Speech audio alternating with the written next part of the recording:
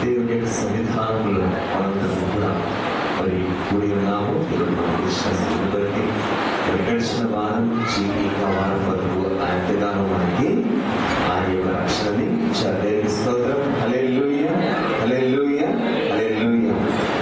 మరి ఈ సమయంలో దేవుని పాటలు పాడి ఆరాధించి ఆత్మప్రసన్నతతో మనము ఏర్పరచుకున్నాము. మరి శ్రేష్టమైన సమయంలో మరి దేవుని యొక్క వాక్యాన్ని మనము ధ్యానించుకున్నాము. మనందరము కూడా దేవుని వాక్యం కోసం లూకాసు వార్త చూద్దామండి. లూకాసు వార్త 6వ అధ్యాయము. లూకాసు వార్త 6వ అధ్యాయము 20-21 వచనాలు చదువుకున్నాం.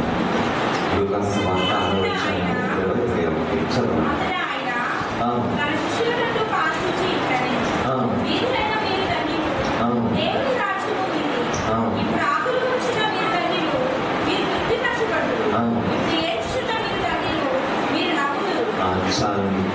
లూకాసు వార్త 6వ అధ్యాయము 20-21 వచనాలను మనం చూసినట్టుగా, అంతటా ఆయన తన శిష్యుల తట్టు పాలు చూచి ఇట్లనెను, వీరులైన మీరు ధన్యులు, దేవుని రాజ్యము మీది.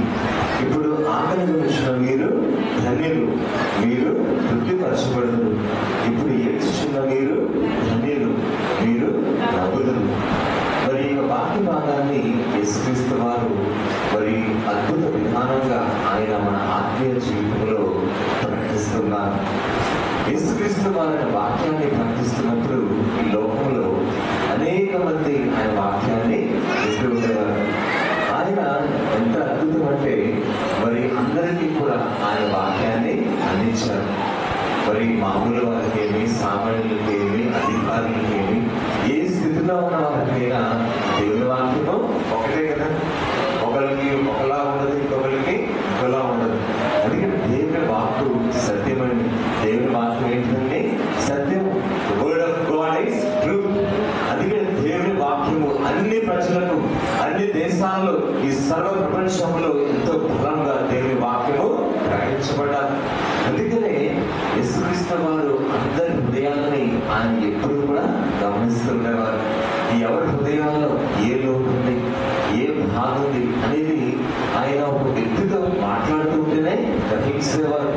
అలాగే ఒక సమూహంతో మాట్లాడుతారు అనుకోండి, వారి హృదయాల్లో ఏంటి వెలుగుతుంది అనేది యేసుక్రీస్తు వారికి వెంటనే అర్థమయ్యేది. ఆ రీతిగా అర్థమయ్యేసరికి వెంటనే వారికి ఏం కావాలో ఆ క్షణంలో ఆ పరిస్థితికి తగినటువంటి వాక్కుని ఆ సమయంలోనే యేసుక్రీస్తు అద్భుతంగా ప్రకటించేవారు. దేవునికి స్తోత్రం. హల్లెలూయా. అందుకే దుఃఖంలో ఉన్న వారి దగ్గరికి వెళ్ళినప్పుడు మరి వారు ముందుగా లాగున్నప్పటికీ ఆయన ముందు పైకి చెప్పకపోయినా వారి హృదయ స్థితిని గమనించి వీరు బాధలో ఉన్నారు, వీరు కష్టంలో ఉన్నారు, వీరికి దేవుని యొక్క ఆదరణ అవసరం అని ఆ పరిశుద్ధాత్మ శక్తి యొక్క నడిపింపుతో దేవుని ప్రభావంతో యేసువారు ఎంతో ఘనముగా ఆయన వాక్యాన్ని చెప్పేవారండి. అయితే యేసుక్రీస్తు వారు లోకంలోకి వచ్చినప్పుడు ఆయనకి ఒక విషయము స్పష్టంగా తెలుసు. ఆ విషయం ఏంటంటే ఈ లోకంలో అన్ని విషయాల్లో వారి సమృద్ధి కలిగి, అలాగే ధనం కలిగి, అధికారం కలిగి ఉన్న వారికి ఏమి లోటు లేదని, అంటే భౌతికంగా ఏమి లోటు లేదని యేసుక్రీస్తు వారికి తెలుసు. అయితే మరి లోకంలో ఏ విషయాల్లో భౌతికంగా కొరతుందో వాటిని బట్టి ఎవరైతే చింతిస్తున్నారో వారితో మాట్లాడినప్పుడు వారి పరిస్థితిని గ్రహించి, అమ్మా మీరు చింతిపోవద్దు, బాబు మీరు బాధపడవద్దు, ఇలాంటి వారిదే, ఇలాంటి యొక్క సిచ్యువేషన్లో, ఇలాంటి పరిస్థితుల్లో ఉన్న వారిదే, ఇలాంటి వారిదే బీదలైన వారు, మరి మీరు ధన్యులు, పరలోక రాజ్యము మీదే అని చెప్పారు. దేవునికి స్తోత్రం. హల్లెలూయా. దుఃఖపడి వారు ధన్యులు, ఇలాంటి వారిదే పరలోక రాజ్యము అని చెప్పారు. యేసుక్రీస్తు వారు ఎందుకు అలాగే చెప్పారంటే, మరి ధనవంతులైన వారు పరలోక రాజ్యానికి చేరరా? ఆలోచించండి. అలాగనే ధనవంతులైన వారు, డబ్బున్న వారు చేరరా? అలాగనే కాదు. యేసుక్రీస్తు వారు ఎప్పుడు ఒకే మాట చెప్పారు, ఎవరి మనసు అయితే దేవుని మీద పూర్ణంగా సంపూర్ణంగా ఆనుకుని ఉంటుందో వారు ఎటువంటి వారైనా, వారు ధనికులైనా, వీళ్ళైనా, లేకపోతే లోవు అయినా దానికి ఆయన అనవసరం, దేవునికి అనవసరం. దేవునికి కావాల్సింది ఒకటే, మన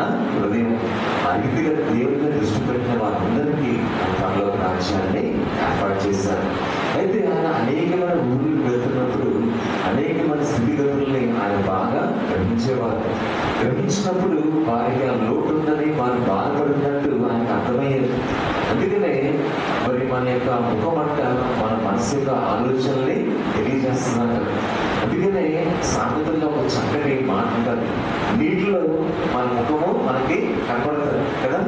అలాగే ఒకరి యొక్క మనసు వారి యొక్క మాటలు బట్టి అర్థమవుతుందని యేసుక్రీస్తు వారు ఇప్పుడు చెప్పారు. అందుకనే హృదయం నిండి ఉన్న దాన్ని బట్టి నోరు మాట్లాడము. అనేక మంది ప్రభువారి దగ్గరికి వచ్చి, ప్రభువా మా జీవితాలలో మాకు కొరతలు ఉన్నాయి, మాకు ఇబ్బందులు ఉన్నాయి, ప్రార్థన చేయండి, మరి ప్రార్థన చేస్తే మా కొరకు విజ్ఞాపన చేయండి అనేక మంది అడిగేవారు. ఆ టైంలో వారి స్థితిగతులను అర్థం చేసుకుని మరి దుఃఖపడేవారు మీరు ధన్యులు, దీనులైన వారు మీరు ధన్యులు, వీరులైన వారు మీరు ధన్యులు, నీతి కొరకు ఆకలి డబ్బులు గలవారు మీరు ధన్యులు చెప్పేవారు. స్తోత్రం, హల్లెలూయా. అందుకనే యేసుక్రీస్తు వారు ఒక మనిషి యొక్క ఆంతర్యాన్ని ఆయన తెలుసుకొని వారికి ఏది అవసరమో, ఏ వాక్యమో వారికి కావాలో ఆ వాక్యాన్ని ఆ సందర్భంలో చక్కగా చెప్పేవారు. అందుకనే యేసుక్రీస్తు వారు ఏమన్నారంటే అటువంటి వారితో ఒక మాట చెప్పారు, మీరు ఈ లోకంలో నా జీవితము మరి సదాకాలం ఉంటారని మీరు ఏమైనా అనుకుంటున్నారా అని అడుగుతూ ఉండేవారు. ఈ లోకంలో మన జీవితము ఎప్పటికీ ఇలాగే ఉంటుందా, ఎప్పుడు జీవించేస్తామా అని మీరు అనుకుంటున్నారా, అంటే ఇంక మరణం అనేది ఉండదు అని మీరు అనుకుంటున్నారు, సదాకాలం జీవిస్తాము అని మీరు అనుకుంటున్నారు, ప్రశ్న వేసేవారు. అప్పుడు దానికి వాళ్ళు ఏం జవాబు ఇచ్చేవారంటే, అదేంటి ప్రభా, ఎవరైనా లోకంలో సదాకాలము ఎలా జీవిస్తారు, కొంతకాలం బట్టికే జీవిస్తారని చెప్పేవారు. మీరు కరెక్ట్గా చెప్పారు అని యేసుక్రీస్తు వారు తిరిగి జవాబు ఇచ్చేవారు. అవును, ఈ లోకంలో ఎవరైనా సరే కొంతకాలం బట్టికే బ్రతుకుతారు. అందుకే బైబిల్లో ఏం చెప్పబడిందండి, బలం ఉంటే 70 సంవత్సరాలు, ఇంకా అధిక బలం ఉంటే 80 సంవత్సరాలు చెప్పబడ్డారు. మరి ఈ రోజుల్లో పరిస్థితి చూస్తుంటే ఒక 60 సంవత్సరాలు బతికితే గ్రేట్ అంటారు, ఇంకా 70 సంవత్సరాలు బతికితే సూపర్ అంటారు. ఏమంటారంటే 60 సంవత్సరాలు బతికితే గ్రేట్, 70 అయితే సూపర్ అంటారు, 50 దాటితే గుడ్ అంటారు. అలాగే జీవితం. కానీ యేసుక్రీస్తు వారు ఆయన ఎందుకు మాటలు చెప్పారంటే, ఎందుకు వారు అడిగారంటే ప్రశ్నలలాగా, మీరు ఒకటే గుర్తుపెట్టుకోండి, మీ యొక్క స్థితి ఎప్పుడు ఇలాగా ఉండదు, ఈ స్థితి మారదని చెప్పారు. దేవునికి స్తోత్రం, హల్లెలూయా. ఈ స్థితి ఎప్పుడు కూడా ఒకేలా ఉండదు, ఈ స్థితి మారుతుందని వాగ్దానం చేశారు. ఇదిగో నా యొక్క రాజ్యాన్ని లోకంలో తీసుకొచ్చినప్పుడు మీరు ఇటువంటి స్థితిలో ఉన్నా సరే మీరు ఉన్నతమైన స్థితిలోనికి మీరు హెచ్చింపబడతారని చెప్పారు. దేవునికి స్తోత్రం, హల్లెలూయా, హల్లెలూయా. అంత గొప్ప మాటని, వాగ్దానాన్ని యేసువారు అనేక మంది ప్రజలకి ఇచ్చారండి. అందుకని అభయాన్ని ఇచ్చి అనేక మంది నలిగిన హృదయాలకి శాంతి ఇచ్చారు. అందుకని మీరు బాధపడవద్దు, మీరు కన్నీరు కాచవద్దు అని ఎంతో స్పష్టంగా ప్రేమ కలిగి ఆయన అనేక మంది స్వార్థని ప్రకటిస్తూ ఉండేవారు. అందుకనే ఈ మాట ఇలా ఎవరు మాట అనలేదు, ఇలా ఎవరు కూడా మాట చెప్పలేదు.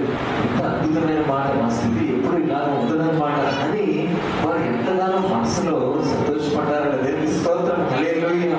అప్పుడు వారు వాళ్ళు ఏమనుకుంటారు, నీకు ఇదే స్థితి బాగా, ఇదే నలిగిన స్థితి, నీకు ఇలాగే ఉండిపోతాం, ఈ అనారోగ్య సమస్యలే, ఈ ఆర్థిక ఇబ్బందులే, అలాగే ఈ సంతోష రక్షణ లేని స్థితి మాకు ఉంది అని అనేక మందికి ఎప్పుడైతే నా బ్రతుకు అని అనుకుంటూ ఉన్నారు, చాలా బాధపడుతూ ఉన్నారు. జీవితం మీద మరి ఎంతగానో నిరాశగా వారు చూస్తున్నారు. మరి అటువంటి వారితో మాట్లాడినప్పుడు ఈ పరిస్థితిని మార్చగలిగిన దేవుడుగా నేను ఉదాహరణ చెప్పారు. దేవునికి స్తోత్రం, హల్లెలూయా. అందుకనే యేసుక్రీస్తు వారు ఆ మాట చెప్పినప్పుడు అనేక మంది వారి హృదయాల్లో ఎంత సంతోషాన్ని పొందుకున్నారు. ఎందుకంటే వారిలో ఒక ఆశ చిగురించింది. ఏంటి ఆశ? నా జీవితం ఎప్పుడు ఇలాగా ఉండిపోదు. అదే మాట మన జీవితంలో దేవుడు మరొకసారి మనందరికీ వ్యక్తిగతంగా ఆయన మాట్లాడుతున్నారు. కాబట్టి మన జీవితం ఎప్పుడు ఒకే రీతిగా ఉండదు, మన జీవితము మారుతారు. మనకి ఏ కారణం వల్లైనా సరే మనకి నిరాశ ఉందా, బాధ ఉందా, చింతిస్తున్నామా, అయితే ఒకటి మనం గుర్తుపెట్టుకోవాలి, మన చింత యావత్తును ఆయన మీద వేసుకున్న దేవుడుగా ఆయన. దేవుని స్తోత్రం, హల్లెలూయా. అందుకనే సమస్తమైన లోక భారాన్ని ఆయన భుజాల మీద యేసుక్రీస్తు వారు వేసుకొని మోస్తారు. అలాగే అంతం వరకు ఆ సిలువని ఎత్తుకొని ఆయన సకల మానవాళిక భారాన్ని ఆయన మోస్తారని. ఈ లోకంలోనికి అనేక మంది వచ్చి మాకు దైవశక్తి ఉందని ప్రకటించారేమో, కానీ ఎవరు కూడా మీ భారాలని నేను మోస్తానని ఎవరు చెప్పలేదు. పైగా వారి దగ్గర తీసుకొని వెళ్ళిపోయారు, పారిపోయారు. నేను మీకు సహాయం చేస్తాను, మీకు గొప్ప అద్భుతాలు చేస్తానని చెప్పి అనేక మంది లోకంలోకి వచ్చి వారి దగ్గర ఉన్న వస్తువులను డబ్బు తీసుకొని పారిపోయారు తప్ప ఎవరు కూడా ఒక సాటి మానవుని యొక్క భారాన్ని మోసిన వారు లేరండి. అది యేసుక్రీస్తు వారిలో ఉన్న ప్రత్యేకత. అది మనం బాగా గ్రహించాలి. అందుకనే యేసుక్రీస్తు వారు ఇదిగో నేను మీ అందరికీ రక్షణ ఇవ్వడానికి వచ్చారని చెప్పారు. అది ఎంత గొప్ప మాట అండి. మీరు నన్ను ప్రేమిస్తే చాలు, నేను సమస్తమును అర్పిస్తానని చెప్పారు. దేవునికి స్తోత్రం, హల్లెలూయా. అందుకనే యేసుక్రీస్తు వారి యొక్క మాటలు ఎంతో అద్భుతమైనవి. ఆయన అందించిన ఆదరణ ఈ లోకంలో ఎంతో మంది హృదయాన్ని మరి నెమ్మది కలుగు చేసి వారికి శాంతిని, సమాధానాన్ని ఇవ్వడం జరిగిందండి. కీర్తన గ్రంథం చూద్దామండి. కీర్తన గ్రంథం 37వ అధ్యాయం చూద్దాం. కీర్తన గ్రంథము 37వ అధ్యాయము 11వ వచనం చదువుతాం.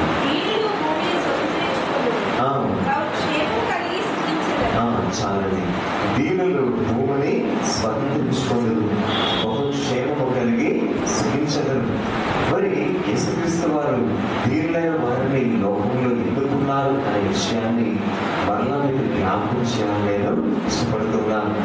దీనులైన వారిని ఆయన ఎన్నుకున్నారు. దీనులుగా ఉండడం అంటే మామూలుగా చాలా మంది ఏమనుకుంటారంటే, దీనులుగా ఉండడం అంటే చాలా మామూలుగా బట్టలు వేసుకుంటూ సామాన్యమైన జీవితాన్ని జీవిస్తూ దీనులైన వారంటే వారే అనుకుంటారు. కానీ యేసుక్రీస్తు వారి ఉద్దేశం వేరు. అలాగే దీనులైన వారు కూడా దీనులే. అయితే మనసులో దీనులైన వారు ఎక్కడండి? మనసులో దీనులైన వారు.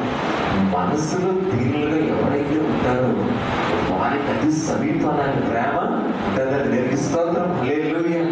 అందుకనే ఎంతో దీనురాలైనటువంటి యోసేపు మరియల్ని ఆయన తల్లిదండ్రులే లోకంలో ఎదుర్కొన్నారు కదా. చాలా మందికి అదే ఆశ్చర్యం. మరి రాజులకు రాజు, దేవుని కుమారుడు మెస్సయ్య ఎంతో ఘనమైన స్థితిలో పుడతారు, రాజులు పుడతారు అనుకున్నారు అందరూ. వాళ్ళకి షాక్. ఎందుకు షాక్ అంటే రాజులకు పుడతారు అనుకుంటే చాలా దీనులైన యూసెఫ్ కుమారుడికి పుట్టారేంటి ఏంటి అలా సాగదీశారు మాట. సంగీతం సరిగ్గా పదదేశం సాగదీస్తున్నారు. అయితే దేవునికి ఉద్దేశం ఏంటంటే ఈ లోకంలో దీనులైన వారిని లోకము ఏం చేస్తుందండి? తృణీకరించింది, తోసివేస్తుంది. అయితే యేసుక్రీస్తు వారు అటువంటి వారిని ఆయన తన యొక్క కౌగిలిలో చేర్చుకున్నారు. దేవునికి స్తోత్రం, హల్లెలూయా. అందుకనే దేవుని యొక్క మరి ప్రేమ అనేక మంది దీనుల్ని ఆయన కౌగిలిలో చేర్చుకుంది. వేయబడిన వారిని ఆయన చేర్చుకున్నారు, తోసి వేయబడిన వారిని చేర్చుకున్నారు. అందుకనే మన ఇండియా కూడా దేవుని సువార్త ప్రకటించబడినప్పుడు అండి ఆ స్థితిలో ఎవరైతే ఉన్నారో వారిని మొట్టమొదటిగా దేవుని సువార్త తట్టుకుంది. అందుకనే మరి సామాజికంగా అనేక మంది వెలివేయబడిన జనాంగంగా ఉన్న వారిని యేసుక్రీస్తు వారి ప్రేమ మరి సంఘంలోనికి ఆహ్వానించింది. అదే టైంలో వారు వెలివేయబడిన జనాంగంగా ఉన్నారు అన్ని రాష్ట్రాల్లో, కానీ క్రీస్తు యొక్క ప్రేమ వారిని మందిరంలోనికి ఆహ్వానించింది. అందుకనే మొట్టమొదటిగా మరి అనేక మంది ప్రజల స్థితిలో ఉన్న వారు దేవుని సత్యాన్ని గ్రహించి దేవుని ప్రేమ పొందుకుని మందిరంలోనికి రావడం జరిగింది. దేవుని స్తోత్రం, హల్లెలూయా. అందుకనే మరి ధృవీకరించబడిన వారికి నేను దేవుని అని చెప్పాలి. సరే, ఆయన ప్రేమ గొప్పదండి. ఈ లోకం యొక్క విధానానికి దేవుని విధానానికి చాలా తేడా ఉంది. అందుకనే నా తలంపులు ఆకాశ భూమి కంటే ఎంత ఎత్తుగా ఉన్నాయో, మరి ఆ యొక్క ఆకాశ భూమి కంటే ఎంత ఎత్తుగా ఉందో నా తలంపులు కూడా ఈ యొక్క భూమి కంటే ఆకాశం ఎంత ఎత్తుగా ఉందో అంత ఎత్తుగా నా తలంపులు మీ పట్ల ఉన్నాయని చెప్పారు. అందుకని లోకం యొక్క ఆలోచన మరి ఈ యొక్క భూమి లెవెల్ వరకే ఉంటారు, కానీ దేవుని యొక్క ఆలోచనలు ఆకాశాన్ని అంటుకుంటాయి. అందుకే ఆశ్చర్య కార్యములు ఆయన ఆలోచన మరి ఎంతో అద్భుతంగా ఉంటాయని అంటే ఒక మాటలో చెప్పాలంటే దేవుని యొక్క ఆలోచనలు మన ఊరికి అందరూ నేర్పిస్తోత్రం హల్లెలూయా. అందుకనే మన స్థితి ఏదైనా, మన గతి ఏదైనా సరే దేవుడు మన యొక్క పరిస్థితిని మార్చగలిగినటువంటి గొప్ప దేవుడిగా ఉన్నారు. లోకంలో చూడండి, మనము ఆ గొప్పల పురుగు చూస్తాం కదండి. గొప్పల పురుగు నేను కూడా చిన్నప్పుడు చూస్తుండేవాడిని. అది బాత్రూముల పైన అలాగే ఎక్కడైనా మరి పైన బాగా ఎత్తైన ప్రదేశంలో గూడు పెట్టుకునేది ఎక్కడైనా సరే వర్షాకాలంలో. అయితే అది ఏ గదిలో గూడు పెట్టుకున్నా సరే బాగా మూలకెళ్ళి పైకి ఉండేది. అయితే అది బయటకు వచ్చిన తర్వాత చూస్తే మనకి ఏమనిపిస్తుంది, చాలా మనకి అసలు ఇష్టం ఉండదు. ఏంటి అంత భయంకరంగా అనిపిస్తుంది మనకి, ఏంటి అంత భయంకరంగా అనుకుంటాం. కనీసము దాన్ని చూడడానికి కూడా అది సరిగ్గా ఉండదు, అసలు ఇష్టం ఉండదు మనకైతే. మనము గమనిస్తే ఏదైతే ఆ పురుగు ఉందో అది మరలా అది గూడు కట్టుకున్నప్పుడు, ఆ మొక్కలతో గూడు కట్టుకున్నప్పుడు ఆ గూడులో కొంతకాలం ఉన్న తర్వాత దాని యొక్క పరిస్థితి దేవుడిచ్చిన ప్రకృతిలో ఎలా మారుతుందో మనము గ్రహించగలము. ఒక 2 నెలలు అలా ఉండి ఆ గూడులో మరి చూడడానికి అసలు బాగుని ఆ మొక్కల పురుగు ఆ యొక్క కాలము పరిపూర్ణమైన తర్వాత కొంతకాలము బయటికి వస్తారు. అయితే బయటికి ఎలా వస్తుందని అందమైన రంగులతో ఎగురుకుంటూ బయటకు వస్తారు. దేవుని స్తోత్రం హల్లెలూయా. ఇక్కడ అందరూ ఒక్కొక్క రంగు పట్టేస్తున్నారు కదా, అందరూ ఒక్కొక్క కలర్ రంగు పట్టేస్తున్నాం. అలాగే సీతాకోకచిలుకలు కూడా ఆ బటర్ఫ్లై రంగురంగులతో అందంగా మరి ఎగురుతూ బయటికి వస్తారు. దాని రూపమే మారిపోతారు, దాని యొక్క మరి అందమే ఇంకా మరి ఆ యొక్క వికారమైన స్థితిలో నుంచి అందమైన స్థితిలోనికి మారిపోతారు. అంటే సంపూర్ణంగా మారిపోతారు. దాని స్థితి దేవుడు అందంగా మార్చేస్తారు, రంగులమయంగా మార్చేస్తారు. అది ఎగిరినప్పుడు ఎన్నో మంది పట్టుకోవాలని ప్రయత్నం చేస్తారు. ఏదైతే దగ్గరగా ఉన్నా చూడడానికి ఇష్టపడిన వాళ్ళు దాని స్థితి మారినప్పుడు ఎంతగానో చూడడానికి ఇష్టపడతారు. అలాగే దేవుడి లోకంలో అనేక మంది జీవితాన్ని ఆయన మార్చారంటే దేవుని స్తోత్రం హల్లెలూయా. అందుకని మన స్థితి కూడా ఎప్పుడు ఒకేలాగా ఉండిపోదండి. దేవుడు ఆ స్థితిని మారుస్తారు. మన స్థితి ఏదైనా ఎంత భయంకరంగా ఉన్నా సరే లోకంలో ఆ స్థితిని దేవుడు మార్చగలరు. అందుకనే మన విశ్వాస జీవితంలో దేవుడు మన యొక్క స్థితిగతులను మార్చగలిగినటువంటి దేవుడిగా ఉన్నారు అనే విషయాన్ని ఎప్పుడు కూడా మనము జ్ఞాపకం చేసుకోవాలండి. యాకోబు రాసిన పత్రిక చూద్దామండి. యాకోబు రాసిన పత్రిక 2వ అధ్యాయం 5వ వచనం చూద్దాం. యాకోబు రాసిన పత్రిక 2వ అధ్యాయం 5వ వచనం.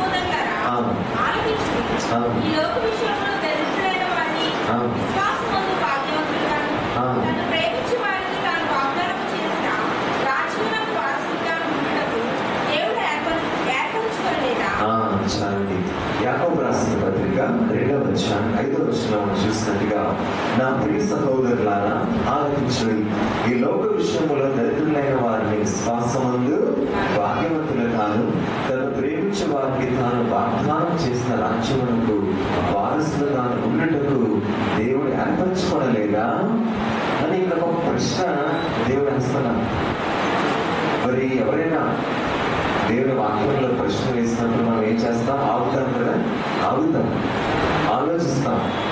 దీనికి గల కారణం ఏంటి, దీనికి ఏంటి జవాబుని ఆలోచిస్తాం. మరి ఎంత అద్భుతమైన ప్రశ్న దేవుడు వేశారని. మరి దీనులైన వారిని, మరి దరిద్రులైన స్థితిలో ఉన్న వారిని, అవిశ్వాస స్థితిలో ఉన్న వారిని, మరి వెలివేయబడిన స్థితిలో ఉన్న వారిని దేవుడు మరి హెచ్చించి పరలోక రాజ్యాన్ని వారికి అడుగుడిస్తానని వాగ్దానం చేయలేదా అని వాక్యము సూటిగా మరి భక్తులు రాయడం జరిగింది. దేవుని స్తోత్రం హల్లెలూయా. అందుకని ఎన్నో మంది వారి యొక్క హృదయ స్థితిలో, వారి జీవితాల్లో మరి పండబారిన స్థితిలో ఉన్నారు. ఏ స్థితిలో ఉన్నారండి? పండబారిన స్థితిలో ఉన్నారు. అయితే ఈ లోకంలో ఏదైనా మరి ఒక పెరిగిన స్థితిలో ఉన్న గట్టి పదార్థం ఏదైనా ఉందంటే ఈ లోకంలో ఏదైనా బాంబు లేకపోతే కత్తి ఉపయోగించి దాన్ని సుత్తో బొమ్మను ఉపయోగించి పగలగొడతారు. కానీ ఈ లోకము యేసుక్రీస్తు వారు రాకముందు సర్వ మానవాళికి కూడా మరి పాపం అనే ఆ యొక్క బండతో హృదయంలో నిండుకొని ఉంది. మరి ఆ బండని పగలగొట్టే శక్తి మరి ఎవరికి కూడా లేదు. అయితే దేవుడికి కుమార యేసుక్రీస్తు వారి ఒక్కరికి ఆ శక్తి ఉందండి. దేవుని స్తోత్రం కలుగుగా. హల్లెలూయా. అయితే ఆయన ఏ శుద్ధి ఉపయోగించలేదు, ఏ గుణము ఉపయోగించలేదు. ఆయన కేవలం ఒకటే ఉపయోగించారు, ఆయన మనసును మాత్రమే ఉపయోగించారు. చూడండి దేవుని యొక్క తీరు ఎలా ఉంటారు, దేవుని యొక్క ఆలోచన ఎంత డిఫరెంట్ అండి. అయితే ప్రేమ, పరలోక ప్రేమని సర్వ మానవాళికి ఈ లోకంలో మరి మనస్ఫూర్తిగా యేసుక్రీస్తు వారు ప్రతి మానవుని ప్రకాశింప చేస్తారు. ఆయన ప్రేమతో తాకాలి, ఆయన అనుగ్రహంతో తాకాలి, ఆయన కృపతో తాకాలి, ఆయన క్షమాపణతో తాకాలి. అంతే. మరి అటువంటి బండ వాళ్ళ హృదయాలన్నీ కూడా అవి మరి అయిపోయాయని దేవుని స్తోత్రం. హల్లెలూయా, హల్లెలూయా. అందుకని దేవుడు మన జీవితంలో మన కొరకు ఏర్పాటు చేసినటువంటి ఆ గొప్ప కార్యములు, అలాగే మన కొరకు ఏర్పాటు చేసిన స్వాస్థ్యము భవిష్యత్తులో అది ఎంతో గొప్పదండి. అందుకని లోకంలో యేసుక్రీస్తు వారు ఇచ్చిన ఆ యొక్క పిలుపునకు లోబడి మన జీవితంలో దేవునికి మనము అంటగట్టబడిన స్థితిలో మనము ఉండాలి. కొద్ది రోజుల క్రితము మరి నాతో ఒక విశ్వాసి మాట్లాడుతున్నాను. మరి ప్రార్థన అయిన తర్వాత ఆయన నాతో మాట్లాడుతున్నారు. ఒక మీటింగ్కి వెళ్ళినప్పుడు అప్పుడు ఆ విశ్వాసి మామూలు అడుగుతారు కదా, ప్రార్థన చేయండి పాస్టర్ గారు అని. ఆయన నాతో మాట్లాడుతున్నారు అన్నమాట. అయితే మరి ఏంటి ప్రార్థన చేయాలి, నీకు ఏంటి ప్రార్థన అవసరం, అసలు నీకు ఉన్న స్థితి ఏంటని అడిగేమాట. అప్పుడు ఆయన అంటున్నారు నాతో ఇలాగా, అంటే డానియల్ పాస్టర్ గారు, మరి నా జీవితంలో నేను ఎప్పుడు కూడా మరి దేవుడు చెప్పినట్టుగానే నేను జీవించాలని అనుదినము ప్రయత్నం చేస్తున్నాను. అయితే మరి నా జీవితంలో ఇంకా నేను పనిచేసే చోటున మరి నా చుట్టూ ఉన్న వారితో నేను ఆ రీతిగా వారిని నేను సరిగ్గా అర్థం చేసుకోలేదు. వారు ఏదైనా పని చెప్తే అది నేనే చేయగలను, అది మీరు చేయలేరు అని వారిని విమర్శించేటువంటి ఆలోచన నాకు ఎక్కువైపోయింది అని చెప్తున్నారు. తద్వారా వారందరూ కూడా నన్ను ఇష్టపడడం లేదని చెప్తున్నారు అన్నమాట. అలాగే నా జీవితంలో అలాంటి పరిస్థితులు ఆయా సమయాల్లో నా వ్యక్తిగత జీవితంలో కూడా ఉంటున్నాయని ఆ వ్యక్తి చెప్పాడు. అప్పుడు అయితే ఒక మాట వినండి, మీరు దేవునికి ప్రార్థన చేయండి, నేను ఇప్పుడు చేస్తాను మీకు ప్రార్థన. అయితే దేవునికి మీరు కూడా రోజు ప్రార్థన చేయండి, ప్రభా నేను నా అంతటా నేను జయించలేని స్థితి మీ చేతికి అప్పగిస్తున్నాను, మీరైతే సమస్తమును చేయగలరు. మరి దేవుడికి అసాధ్యమైనది ఏదైనా ఉందండి? ఏది లేదు. కాబట్టి నా ఈ భారాన్ని మీకు అప్పగిస్తున్నాను, నా పరిస్థితిని మార్చండి అని మీరు ప్రార్థన చేయండి అని చెప్పి నేను కూడా మరి ప్రార్థన చేస్తాను. ప్రభా మరి జీవితంలో ఆయన మనసును మార్చి అన్ని విషయాల్లో ఆయన సమాధానము మరి అర్థం చేసుకున్న ఆలోచనలు ఎక్కువగా దయచేయండి ప్రభా అని ప్రార్థన చేస్తాను. అలాగా ప్రార్థన చేసిన తర్వాత ఒక 3 నెలల తర్వాత మరలా కనిపించారు నాకు. ఆయన కనిపించి మాట్లాడుతున్నారు, ప్రైజ్ లార్డ్ డానియల్ గారు అంటారు. ప్రైజ్ లార్డ్ బ్రదర్, ఏంటి సంగతులు అంటే ఆయన చూస్తుండగా చక్కగా నవ్వుతూ మాట్లాడుతున్నారు. అప్పుడు మనసులో అవుతున్నాను, నేను హ్యాపీగా ఉన్నారు అని నాకు అనిపించింది. అయితే మాట్లాడేవారు కానీ ఎలా ఉన్నారో తెలియదు కదా. దగ్గరికి వెళ్ళి మాట్లాడుతున్నప్పుడు పాస్టర్ గారు అప్పుడు నా సమస్య చెప్పారు కదా, నేను అర్థం చేసుకోవాల్సిందిగా ఉన్నాను కదా నా మనసులో, మీరు చెప్పారు, ప్రార్థన చేశారు, ప్రార్థన చేసుకోమని కూడా చెప్పారు. ఆ ప్రార్థన చేశాను 2 నెలలు. ఇప్పుడు దేవుడు నా మనసులో మరి ఆ అర్థం చేసుకునే విధానము, ఆయన ఆలోచనలు, ఆ నెమ్మది కలిగిన మనసు నాకు ఇచ్చారని చెప్తున్నారు. నా యొక్క వర్గ విషయంలో, నా వ్యక్తిగత జీవితంలో దేవుడు నా చుట్టూ ఉన్న వారితో చక్కటి అండర్స్టాండింగ్ ఇప్పుడు నాకు ఇచ్చారు. దేవుడు నన్ను ప్రేరేపించారు, నువ్వు ఇంకా అర్థం చేసుకో, నెమ్మది కలిగి ఉండు, నువ్వు ప్రార్థన బాగా చేయి, వాక్యాన్ని బాగా చేయడం, అప్పుడు పరిశుద్ధాత్ముడు నీ హృదయంలో ఏలుబడి చేస్తాడు అన్న వాక్యము నాకు బాగా తాకిందని చెప్పారు. దేవునికి స్తోత్రం. హల్లెలూయా. మీరు ఎక్కువగా ప్రార్థన చేయి, పరిశుద్ధాత్మ శక్తి నీ హృదయంలో ఏలుబడి చేస్తుందని ఆ వాక్యము ఆయనకి ప్రేరేపించిందంట. మరి పౌలు గారు కూడా చెప్తారు కొరింథీ పత్రికలో, నేను పరిశుద్ధాత్మని నడిపింపు ద్వారా నా యొక్క సేవ పరిచర్యను, నాకు ఆత్మీయ జీవితాన్ని పట్టుకున్నాను. తిమోతికి, బర్నబాస్కి క్లాస్ కూడా చెప్తారు. దేవునికి స్తోత్రం. హల్లెలూయా. అప్పుడు నేను అనుకున్నాను అన్నమాట, మరి దేవుడు ఎంత అద్భుతంగా నీకు జీవితాన్ని మార్చారండి. అందుకనే ఎప్పుడు కూడా మనం దేవుడి మీద అనుకున్నప్పుడు ఆయన మార్చలేని స్థితి అంటూ ఏది కూడా లేదండి. దేవునికి స్తోత్రం. హల్లెలూయా. మనం సమయంలో మొదటి కొరింథీ పత్రిక మొదటి అధ్యాయం చూద్దామండి. మొదటి కొరింథీ పత్రిక అపోస్తలుడైన పౌలు గారు కొరింథీయులకు రాసిన మొదటి పత్రిక మొదటి అధ్యాయం చూద్దాం. 26వ వచనం చదువుకుందాం.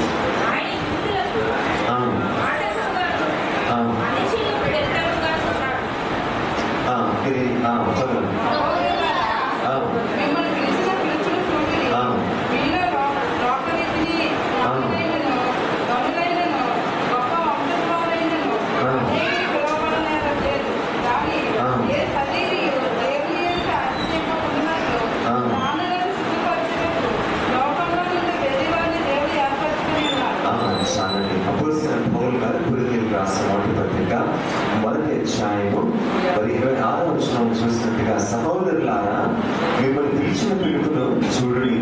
మీలో లోకరీతిని, జ్ఞానులైనను, ధనులైనను, గొప్ప వంశం వారైనను అనేకులు పిలువబడలేదు. కానీ ఏ శరీరియు దేవుని ఎదుట అతిశయపకుండానట్లు జ్ఞానాన్ని సిగ్గుపరచుటకు లోకంలో నుండి వెలివారిన దేవుడు ఏర్పరచుకొని ఉన్నాడు. చూసారా, మరి దేవుని యొక్క ఏర్పాటు ఎంత అద్భుతంగా ఉంది ఇక్కడ మనము చూస్తున్నాం.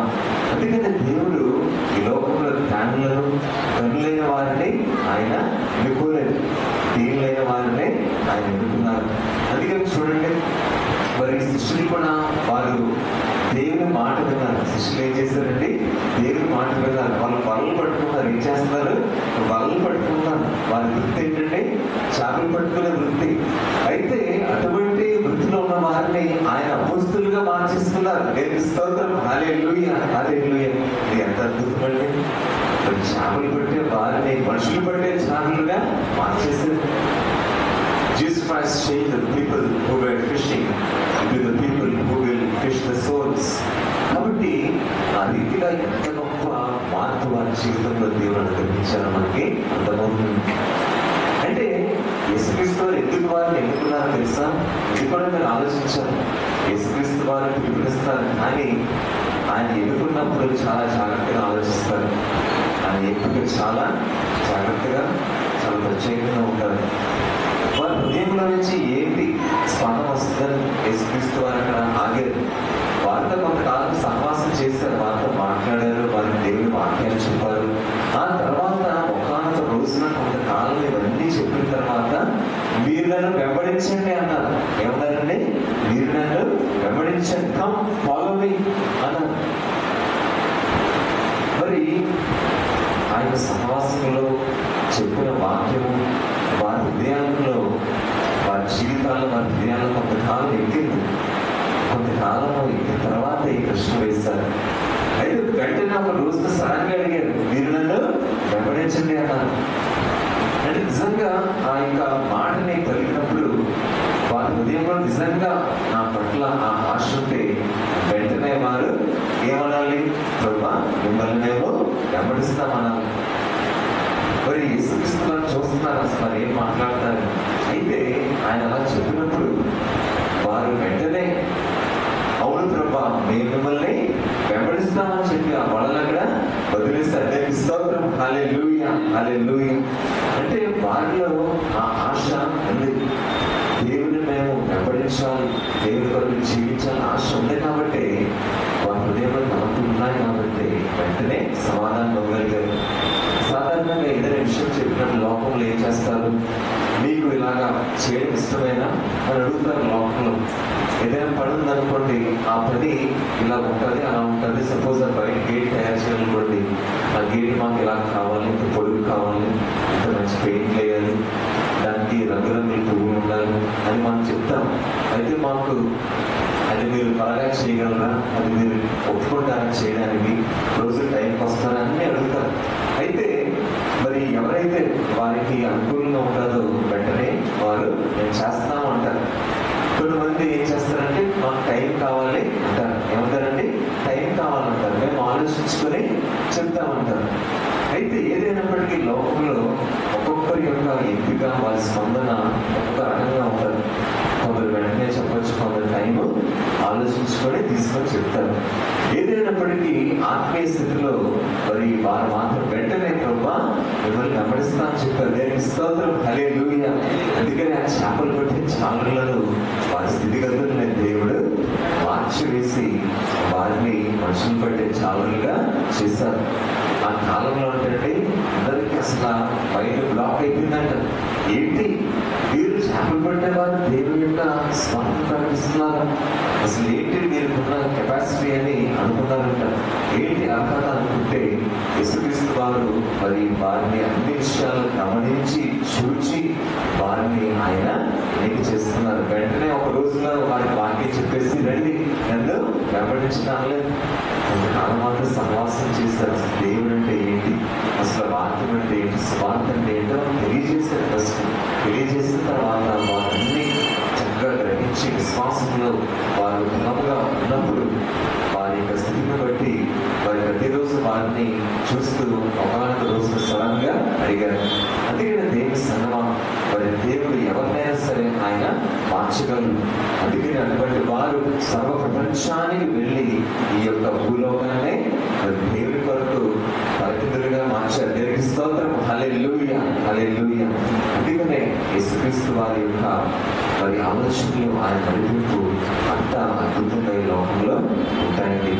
అందుకనే మన జీవితంలో దేవుని కొరకు మనము ఆయన పిలుపుని అందుకున్న తర్వాత మన జీవితాలు ఏ రీతిగా ఉన్నాయనే విషయాన్ని మనము గ్రహించాలి. అందుకనే మన జీవితంలో ప్రతిరోజు కూడా దేవుని యొక్క నడిపింపు కొరకు మనము వెళ్ళిపోవాలి. మనం యెషయా గ్రంథం చూద్దామండి. యెషయా గ్రంథము 57వ అధ్యాయం చూద్దామండి. యెషయా గ్రంథం 57వ అధ్యాయము 17వ యెషయా గ్రంథము 57వ అధ్యాయము 15వ వచనం చదువుతున్నాం.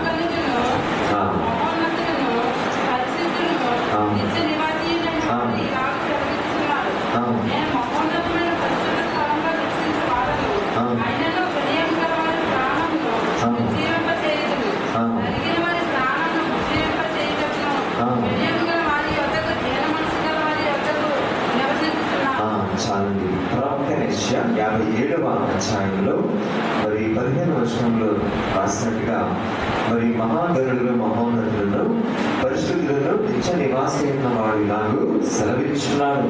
నేను మహోన్నతమైన పరిశుద్ధ స్థలంలో నివసించువాడను. అయినలో వినయము గల వారి ప్రాణములు ఉజ్జీవింప చేయటకును, నలిగిన వారి ప్రాణములు ఉజ్జీవింప చేయటకును, వినయము గల వారి యొద్దను దీన మనస్సు గల వారి యొద్దను నివసించున్నాను అని దేవుడు ప్రవక్త యెషయా ద్వారా సెలవిచ్చారు. మరి దేవుడు మహోన్నతుడైన దేవుడు ఆయన. మరి రాజులకు రాజుగా ఉన్నారు, ప్రభువులకు ప్రభువుగా ఉన్నారు. అయినా సరే ఆయన ఎవరి మనసులో ఉంటారంట? దీనులైన వారి మనసులో ఉంటారు. స్తోత్రం, హల్లెలూయా. కాబట్టి మన మనసు యొక్క స్థితిని ఎప్పుడు కూడా మనము జాగ్రత్తగా చూసుకోవాలి. ఎందుకంటే మీ మనసుని మీరు జాగ్రత్తగా కాపాడుకోండి అని బైబిల్లో పదే పదే చెప్పబడ్డారు. అందుకనే దేవుడు దీనులైన మనసులో జీవిస్తారు, వారి స్థితిగతుల్ని మారుస్తారు. మరి మనం ఏం చేయాలంటే మన జీవితాల్లో ఆత్మీయ స్థితిలో మీరు చాలా జాగ్రత్తగా ఆలోచించండి. మనము దేవుడిలో ఏ విషయాల్లో బాగా ఉంటున్నాం అనే విషయాలు ఒకవైపు మీరు ఆలోచించండి. దేవుడిలో మనం ఏ విషయాలు బాగా ఉంటున్నాం, నేను దేవుడు ఆశించినట్టుగా ఈ విషయాలు బాగా ఉండగలుగుతున్నాను అని ఒకవైపు ఆలోచించండి. మరొక వైపు ఇలాగ ఆలోచించండి, ఏ విషయాల్లో దేవుల్లో మనం ఇంకా ముందుకి పైకి రాలేకపోతున్నాం, ఏ విషయాల్లో దేవుల్లో మనం ఇంకా ముందుకి పైకి రాలేకపోతున్నాం, ఏ విషయాలు మనల్ని ఆపుతున్నాయి మధ్యలో, ఏ విషయాలు మనల్ని ఆటంకపరుస్తున్నాయి, దేవుల్లో ఎదగకుండా ఫలించకుండా. కాబట్టి ఈ రీతిగా ఒకవైపు దేవుల్లో మంచిగా ఉన్న విషయాలు, అలాగే మరొక వైపు ఏ విషయాల్లో నేను దేవుల్లో ఎదగకుండా నన్ను ఆపుతున్నాను, ఆటంకపరుస్తున్నాను అనే ఈ రెండు విషయాల్ని మనం బాగా ఆలోచించాలి. ఆలోచించి ఏం చేయాలంటే దేవుని విషయాల్లో ఏ ఆలోచనలో మనం బాగా ఉంటున్నామో వాటిని బట్టి దేవుడు మనం చూసి సంతోషిస్తున్నారు. మందిరానికి నేను వారంలో 3 రోజులు వచ్చేస్తాను. బుధవారం వస్తాను, శుక్రవారం వస్తాను, ఆదివారం వస్తాను. దేవుని కొరకు ఏ పనైనా నేను చేస్తాను. వెరీ గుడ్, ఫుల్ మార్క్స్ మనకు వచ్చేసినాయి. అయితే మరొక వైపు దేవుని విషయంలో ఎక్కడ మనము స్లో అయిపోతున్నాం, ఎక్కడ మనకి ఇంకా ఆ సంపూర్ణత రావట్లేదనే విషయం మనకే తెలుసు. కాబట్టి ఈరోజు వాక్యంలో మొట్టమొదటిగా నేను చెప్పినట్టుగా మనం ఏ విషయాల్లో బలహీనంగా ఉన్నామో, ఏ విషయాలు ఇంకా సరిగ్గా మనం దేవుని ఉండలేకపోతున్నామో దేవుడికే మనము ఆ విషయాలను బట్టి మొరపెట్టాలి. ప్రభా, ఈ స్థితి నాలో మీరు మార్చండి, మీలో సంపూర్ణంగా ఎదగడానికి ఈ విషయాలు నన్ను ఆటంకపరుస్తున్నాయి. అది మనం మనస్ఫూర్తిగా దేవుని వేడుకుంటే ఆ విషయాల్లో దేవుడు మంచి మార్పుని కలిగిస్తారు. దేవుని స్తోత్రం, హల్లెలూయా. మరి ఇందాక చెప్పిన సాక్ష్యంలో కూడా ఆ బ్రదర్ గారి జీవితంలో మారిన స్థితిలో ఆయన ఉన్నప్పుడు ఆయన జీవితాన్ని సంపూర్ణంగా దేవుడు మార్చివేశారు. కాబట్టి దేవునికి అసాధ్యమైన ఏది లేదండి. కాబట్టి అడగండి, బాగా అడగండి ప్రార్థనలో, ప్రభా ఈ విషయాల్లో నేను వెనకబడిపోతున్నాను కదా, మీకు తెలుసు కదా, మరి మీరే నాకు సహాయం చేయాలి ప్రభా. పనులు తట్టిన కళ్ళు ఎదుర్చున్నాను, నాకు సహాయము ఇక్కడే వచ్చును. అయితే దానికి సమాధానం భూమి ఆకాశం సృష్టించిన యెహోవా నాకు సహాయము. కాబట్టి మన ఆత్మీయ జీవితాల్లో మనం మార్చుకోలేని స్థితుల్లో, పరిస్థితుల్లో దేవుడే మనకి శక్తినిచ్చి మన జీవితాన్ని అందంగా మారుస్తారు.